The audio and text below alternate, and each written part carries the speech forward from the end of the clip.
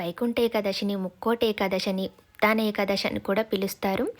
ఈ వైకుంఠ ఏకాదశి రోజు ఉత్తర ద్వారం గుండా వెళ్ళి ఆ స్వామివారిని దర్శించుకుంటే మోక్షం లభిస్తుందని అంటూ ఉంటారు. ఈ వైకుంఠ ఏకాదశి రోజే ఉత్తర ద్వారం ఎందుకు తెరుస్తారో తెలుసా? ఈ పవిత్రమైన రోజు ముక్కోటి దేవతలంతా కలిసి వైకుంఠానికి వెళ్ళి శ్రీ మహావిష్ణువు దర్శనం చేసుకుంటారట. అదే రోజున ముక్కోటి దేవతలతో కలిసి విష్ణుమూర్తి భూలోకానికి వస్తాడట. అందుకే ఈ రోజుని ముక్కోటి ఏకాదశి అని కూడా అంటారు. ఇంకో అద్భుత రహస్యం ఏంటంటే, ఈ వైకుంఠ ఏకాదశి రోజునే వైకుంఠ ద్వారం వద్ద శ్రీ మహావిష్ణువును దర్శించుకున్న మధుకైటబులు అనే రాక్షసులకి శాప విమోచనం కలిగి మోక్షం లభించిందంట. అప్పటి నుండి వైకుంఠ ద్వారాన్ని పోలిన ఉత్తర ద్వార దర్శనం చేసుకున్న వారికి మాలాగే మోక్షం లభించాలని వారే కోరుకున్నారంట.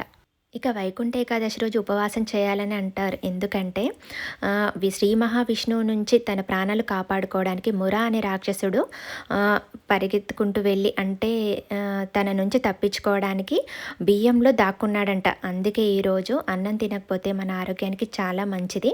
అన్నంకి సంబంధించిన ఏవి తినకుండా ఉంటే మంచిది. ఒకవేళ ఉండలేని వారు ఏమైనా ఉప్మా లాంటివి అలా చేసుకొని తినచ్చు.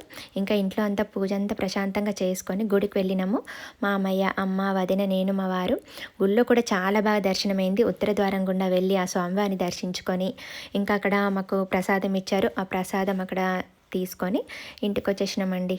ఓకే అండి, ఆ విష్ణుమూర్తి ఆశీస్సులు మనందరిపై ఉండాలని కోరుకుంటున్నాను. ఉంటాను. బాయ్.